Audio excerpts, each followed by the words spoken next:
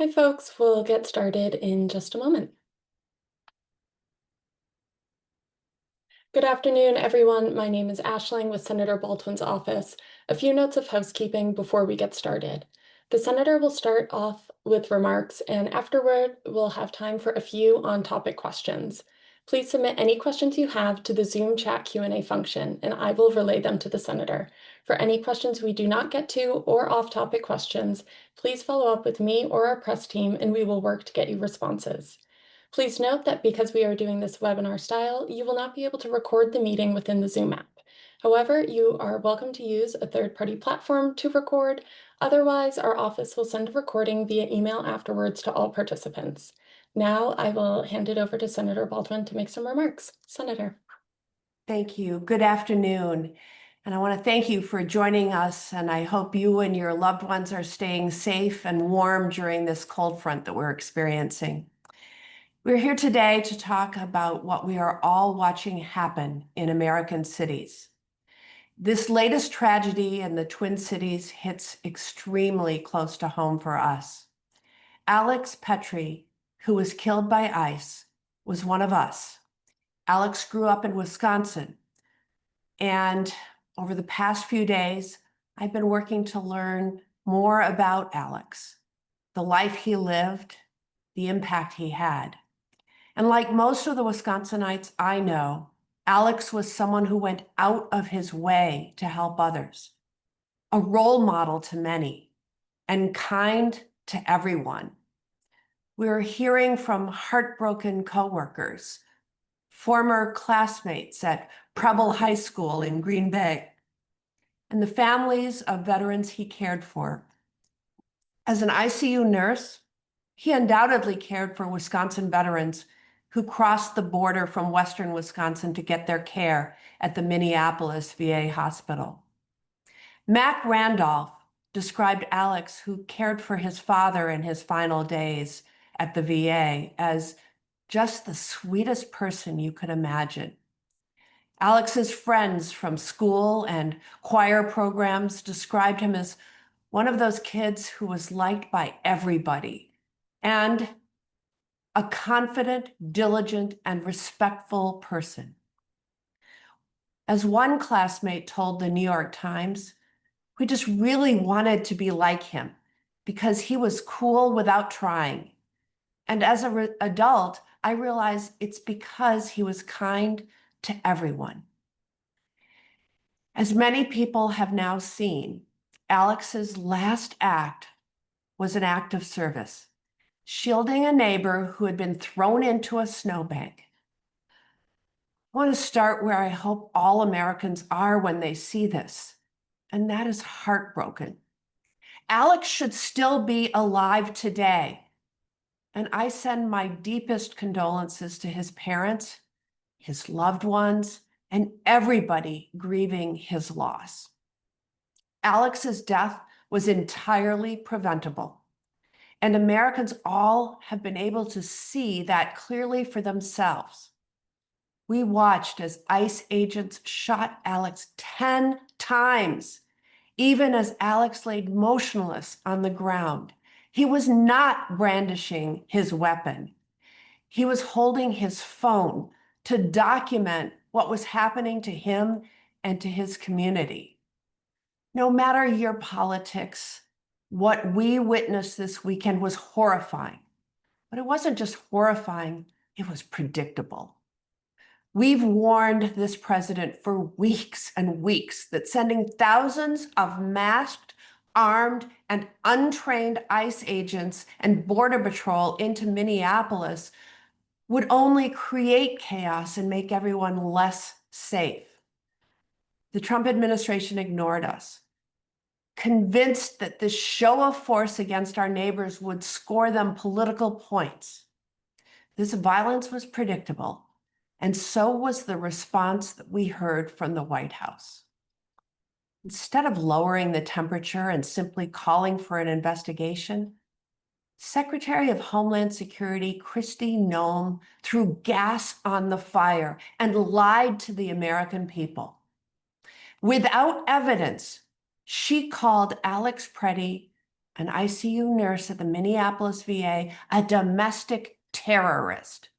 She jumped to a conclusion that fit neatly into the president's narrative, just like she did with Renee Good, before we even had all the facts.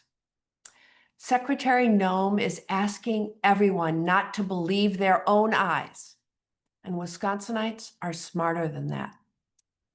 To make matters worse, Kristi, Noem, and ICE are blocking the local police from even conducting a real independent investigation.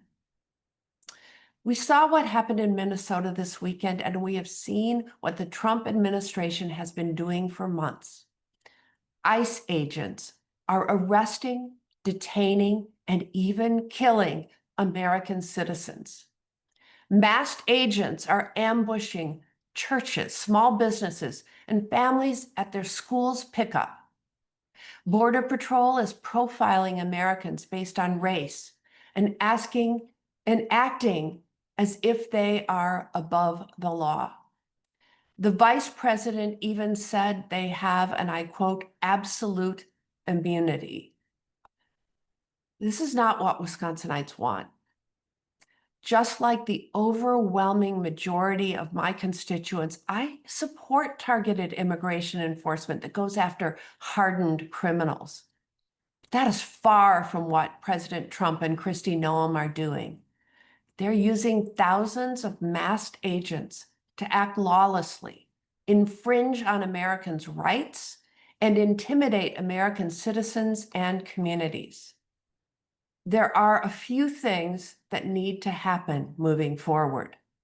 There must be an independent, thorough investigation into the killing of Renee Good and Alex Preddy.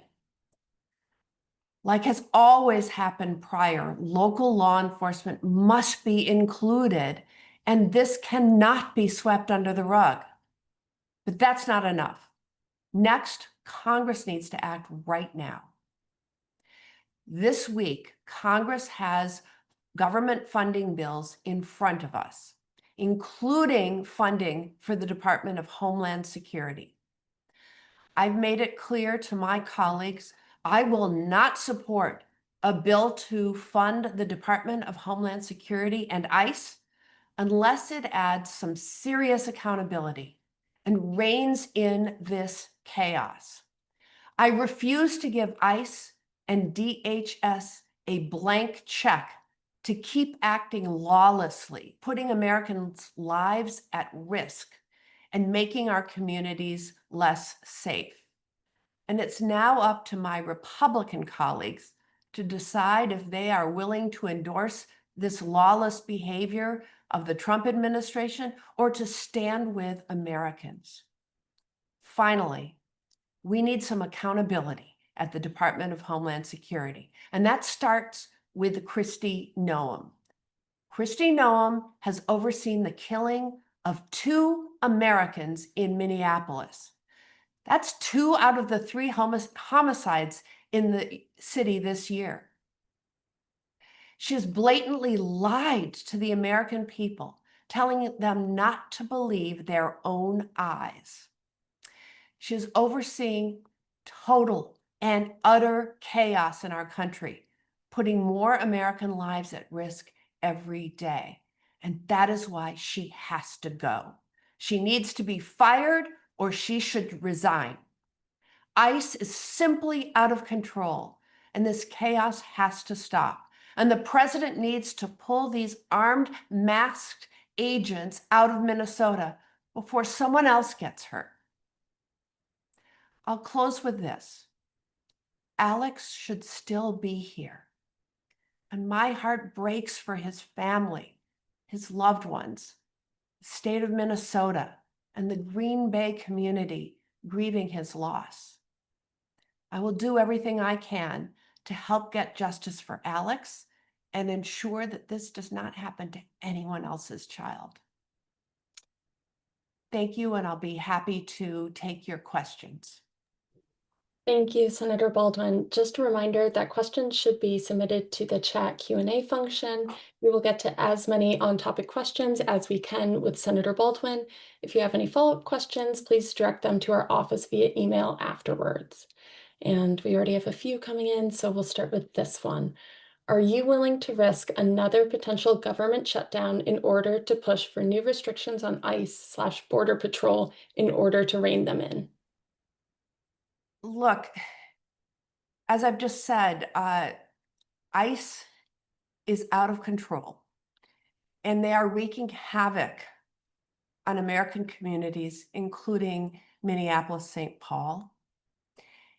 The question is, are my Republican colleagues going to just look the other way? Or are they going to join us in adding accountability measures that rein in ICE? It's as simple as that. We have two choices. We can either move forward and add accountability, strong accountability measures to the Homeland Security bill, or they can opt to not do so and thwart the will of the American people.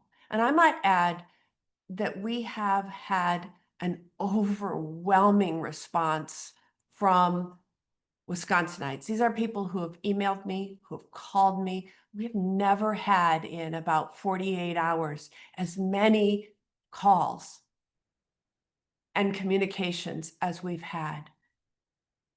People want action. I intend to take that action, and I call on my Republican colleagues to join us.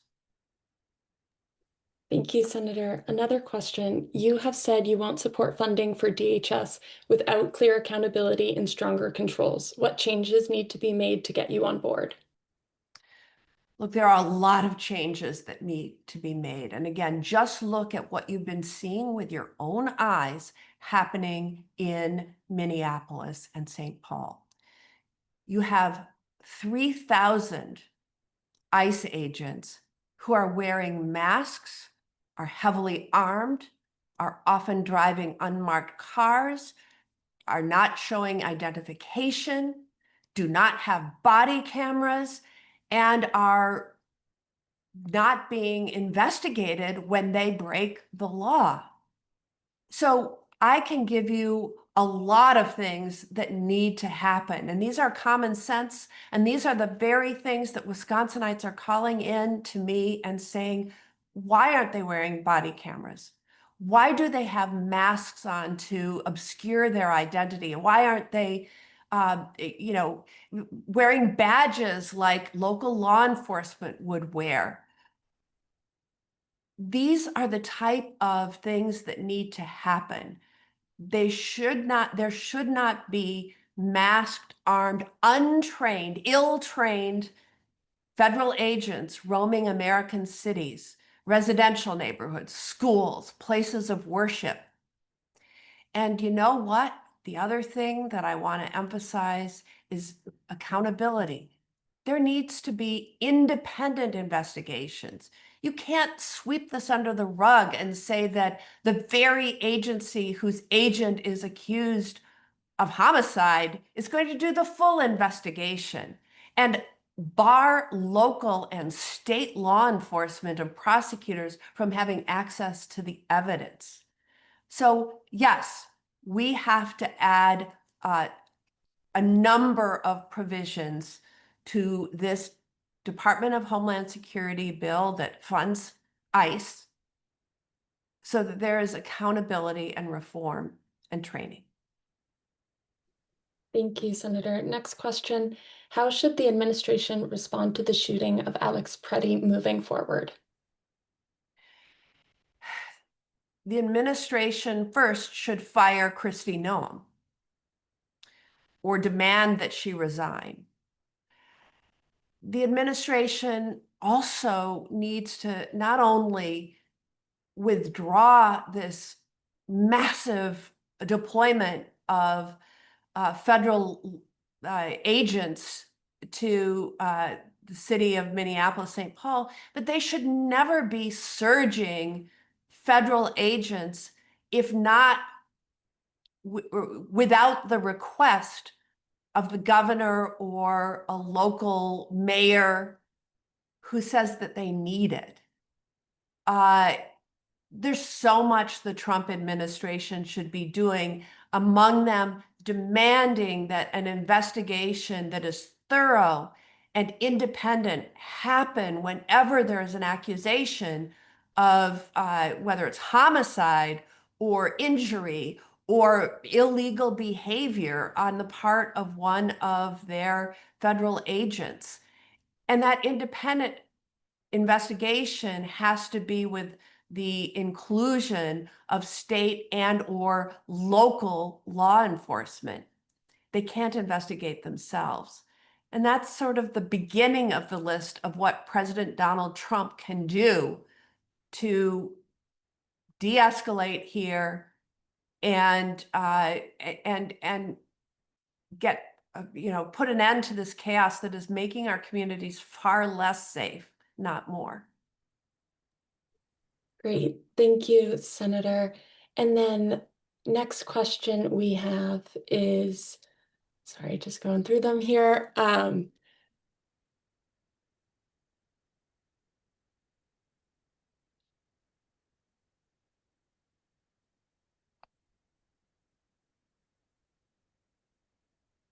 Yep, so next question we have is, do you think Kristi Noem should be impeached? I've already talked about the fact that she has overseen an agency that has been responsible for 2 out of the 3 homicides in a city this year. She has lied to the American public about what we've seen with our very own eyes, creating a narrative to her liking, but not reflecting the truth. If those are not things that should be subject to impeachment, I don't know what are. She should be fired. She should resign. She has got to go. And if impeachment is the way to do it, I'd support it.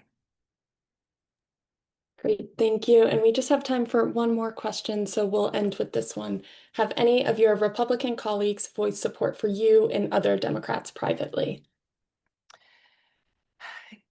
Well, both privately and publicly, we have seen too few of them stand up. But I will say the call for some oversight is welcome news. It's not enough at this moment. And I've heard from far too many of my Republican colleagues, some privately, some publicly, who just said, well, I'm not following it closely, or no, I haven't seen the videos. And that is irresponsible in my mind. The bottom line is that this should be such an easy choice. In the Senate this week, we have a series of bills that fund agencies of government. And one of them is the department that funds ICE. We are asking for accountability, guardrails, and an end to this chaos. And the overwhelming sentiment of the American people right now is that's what needs to happen. And I ask my Republican colleagues, don't ignore those voices. Stand with us. Enact these common sense accountability measures, and let's get on with passing these bills. Great. Thank you, Senator Baldwin. And thank you to all of the press for joining today's call. We have recorded it and we will send you the recording shortly after we wrap today. Thanks, everyone, and have a good afternoon.